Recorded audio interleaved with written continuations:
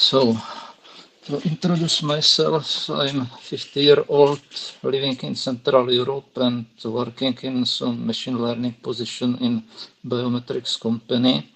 I'm competing on Kaggle for 12 years, but with not much success. Usually, if I win 1 silver medal per winter, I consider this as good result. And winning gold medals in this competition is something what didn't happen for me in past 9 years. So it's about me, and now about the solution in this competition. So what I have is ensemble of 9 3D units. Most of them is first pre-trained on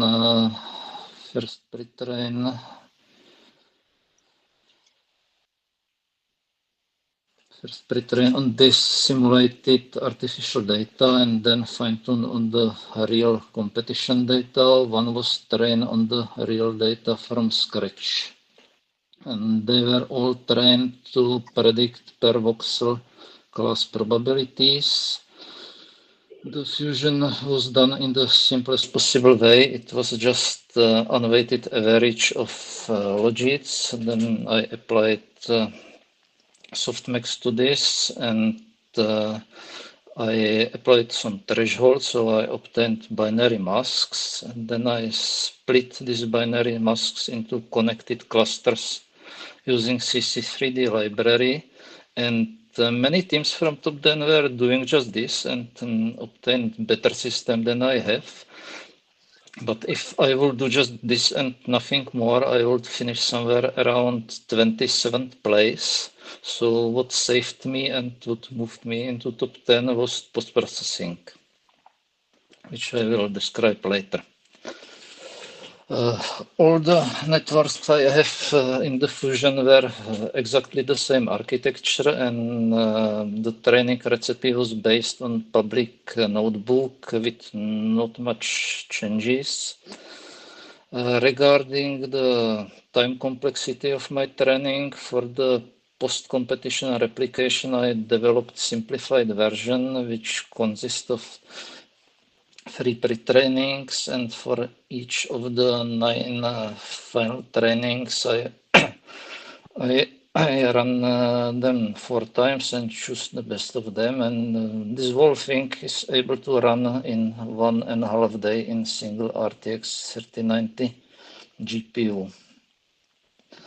Regarding the training recipe, first, in general, what is in common for the pre-training and fine-tuning? So there is not some special pre-processing. I'm using just normalization. Augmentation is simple too. I'm just using rotation around z-axis, random flipping, and random cropping. Optimizer was ADAMW. As a loss, I was using combination of Tversky loss and multi-class cross entropy, where the logits coming into the Tversky loss were clipped. And in fact, all my trainings were Optuna hyperparameter searching sessions. So it was running each of them many times and choosing best of them according to the score on validation set.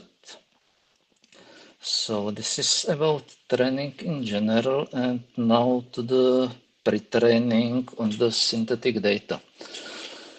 So I was using, in the final system, I was using 3 of them. First was trained with really just the Tversky loss and multi-class cross entropy. Yes, finally. The second and third were trying to do something more. They were trying to predict orientation of the particle, because this was synthetic data, so information about orientation was available. But it failed for 2 different reasons. For the first of them, there was just bug in my code. So I was asking this to predict something unpredictable, so there is not surprise that it failed. The second attempt, I think there was everything right, but it still didn't learn the orientation. It was doing something, but it was really just small, little bit better than random guessing, really just negligibly. So to summarize, these two attempts failed regarding the orientation, but it still contained the class prediction, so it was useful system and it somehow contributes into the final fusion. So this is regarding the pre-training, and there is not much important to tell about the training on real data, because everything what I told about my training in general holds here, and there is nothing more special. Maybe one thing, I was trying to use mix-up, but the Optuna choose the parameters of the mix-up such way that it was almost not mixing. And I think because my performance of my networks is so poor, this is all what should be thought about this. And now to the post-processing. First, let's look to its performance, which is in this table. So here we see two pairs of rows. First pair is for a single model without post-processing and with post-processing. Second pair is for a much stronger ensemble of 9 models, and we can see that the post-processing improves the score significantly, and it makes the inference significantly longer.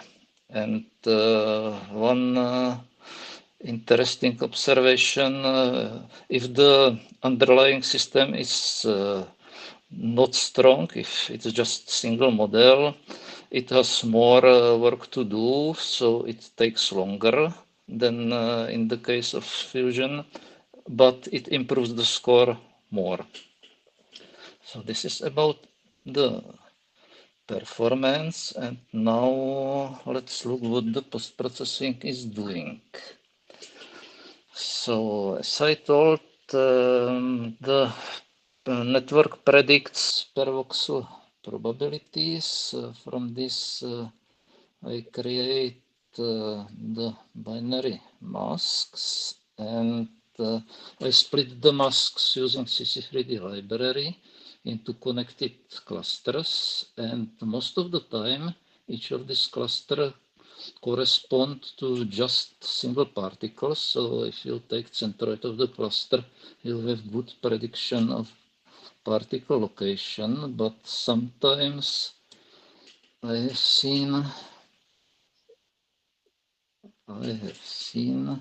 predictions like this, where you have two or even more particles glued together, and if you take this thing and predicts centroid of this cluster, you are doing wrong. So the only thing which my post-processing is trying to do is to solve this situation. And I end up doing something very complex for this, and some teams from top 10 were either they don't have this problem at all because they have a better network, or they are solving it in much simpler way. The previous team was just asking the network to make the particle balls smaller, and it's all you have to avoid this situation. I developed something really complex, and the reason why I did so, to be honest, it was just for fun. I took this thing as a toy. I was playing with this, and it was a pleasure to put all the complex parts together and to see that it's doing something.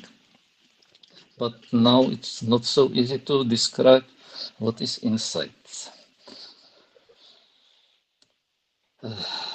Surely I will not trying to really describe in detail how it works, because I would not fit into time slot.